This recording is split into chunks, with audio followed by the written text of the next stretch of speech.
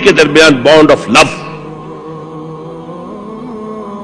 اب یہ شوہر اور بیوی پیرنٹس بن گئے ہیں، والدین بن گئے، اولاد آ گئی. سیکنڈ ڈائمنشن ایڈ ہو گئی، ادب، عزت.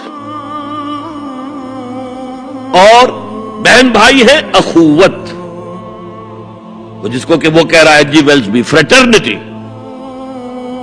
خاندان کا ادارہ مستحکم. یہاں ایک نقطہ اور بیان کر دوں، لیگل لیول پر بیوی کے حقوق کم ہیں، شوہر کے زیادہ ہیں. الرجال قوامون علی النساء، سیدھی سیدھی بات ہے، اور ہمیں ڈٹ کر کہنا چاہیے. اس سے زیادہ معقول بات کوئی نہیں. کسی ادارے کے دو سربراہ برابر کے اختیارات والے نہیں ہو سکتے، لیکن اخلاقی طور پر جو ماں کا حصہ ہے، باپ کا حصہ اس سے 1/3 ہے.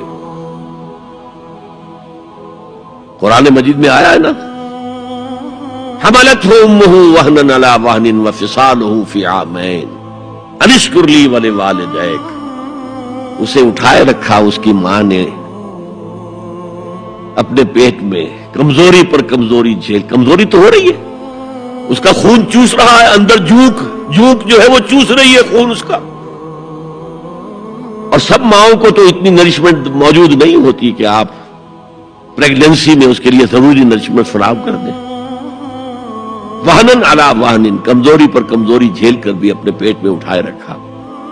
وفصالہ فی عامین، اور پھر دودھ چھڑانا ہوا 2 سالوں میں. وہ جھوک جو ہے وہ پھر اس کی چھاتیوں سے چمٹ گئی. لہذا اس کا حق 3 گنا زیادہ ہے باپ سے. ایک صحابی حضور سے پوچھتے ہیں، حضور میرے حسن سلوک کا اولین مستحق کون ہے؟ فرمایا تمہاری والدہ. پھر پوچھا ان کے بعد کون؟ پھر کہا تمہاری والدہ. پھر پوچھا ان کے بعد کون؟ پھر کہا تمہاری والدہ. پھر پوچھا ان کے بعد کون؟ تو کہا تمہارے والد. 3 درجے. اور یہ جو فرمایا الجنت تحت اقدام الامہات، جنت تو ماؤں کے قدموں تلے ہے، یہ باپ کے بارے میں تو نہیں فرمایا.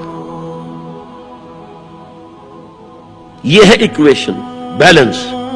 اسلام قسط کی بات کرتا ہے، انصاف کی بات نہیں کرتا. انصاف تو یہ کہ آدھی روٹی ادھر دے دو آدھی ادھر دے دو، انصاف ہے، یہ اچھی چیز ہے. یہ قسط یہ ہے کہ بوجھ اٹھانا ہے تو جو زیادہ قوی ہے اس کو زیادہ بوجھ دو اٹھائے، اور جو کمزور ہے اسے کم بوجھ دو.